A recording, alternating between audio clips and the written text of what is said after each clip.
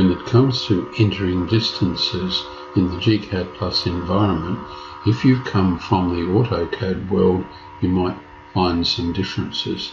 Let's imagine that I had been on site. This horizontal line represents a boundary, and I'd measured from that end point of that line to a deck. I want to put a line in, and I've measured it.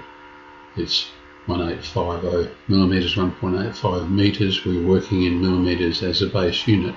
So I could start the line command. The old shortcut would work.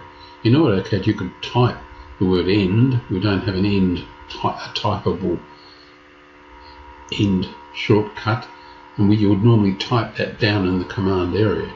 That's not necessary in gCADPlus.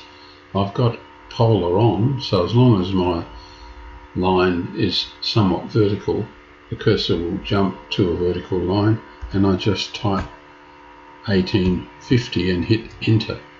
The data goes in, so you don't type down in that command area. We're better off to call that feedback from gCADPlus or something similar. So to do that again, let's say draw a line. If I start here, I just head off in the direction I want to go in.